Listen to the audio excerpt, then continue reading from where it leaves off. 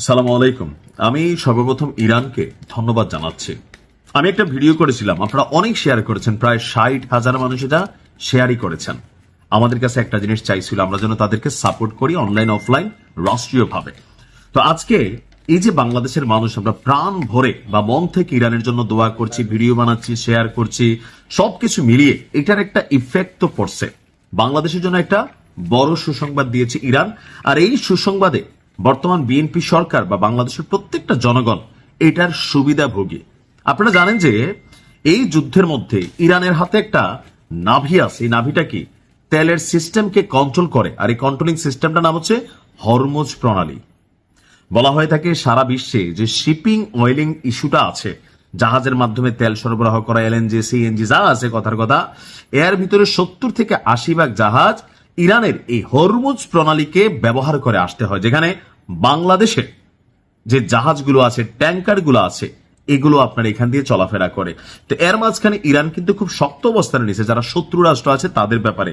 তো আমরা একটা টেনশন পড়ছিলাম যে হরমুজ প্রণালী দিয়া আমাদের যে জ্বালানি তেলবাহী জাহাজগুলো আছে এগুলো যদি আসতে না পারে, ইরান যেহেতু একটা রেস্ট্রিকশন দিছে ওয়ার্ল্ড ওয়াইড, সো আমরাও মনে বাটে পড়ে যাবো। তো যাই হোক, আমাদের চিন্তা দূর করে দিয়েছে ইরান।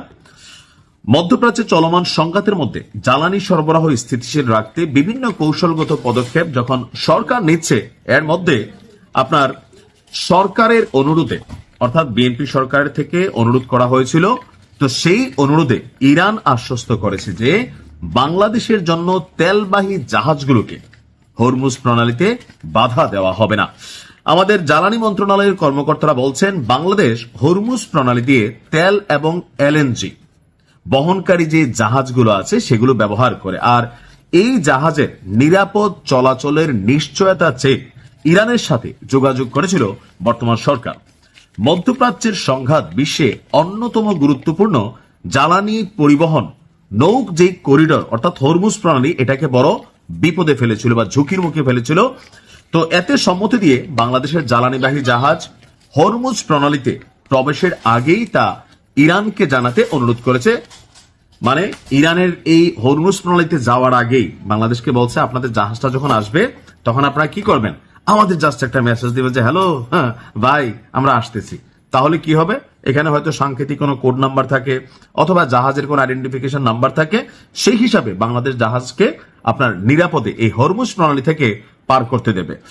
আপনার আজকে আমাদের বিদ্যুৎ জ্বালানি মন্ত্রী ইকবাল হোসেন, তিনি আপনার ঢাকায় নিযুক্ত ইরানি রাষ্ট্রদূত জলিল রাহিনীর সাথে একটা বৈঠক করেছেন। আর এই বৈঠকের পর আপনার এই তথ্য সামনে আসলো যে এই মুহূর্তে হরমুজ প্রণালীতে বাংলাদেশ যে ঝামেলাগুলো পড়ার আশঙ্কা করছিল, জাহাজ আটক হইতে পারত, আমাদের তেল সেখানে আটক হইতে পারত, তো এগুলা দিয়া সামনে এই দেশ জুড়ে জ্বালানির ঘাটতি আছে, এলএনজির ঘাটতি আছে, তো একটা বড় ধাক্কা খাইতো। তো যাই হোক, ইরান মিত্র দেশ, আর আমরা আশা করি আমরাও ইরানের জন্য সাপোর্ট করব। ভালো থাকুন, আসসালামু আলাইকুম।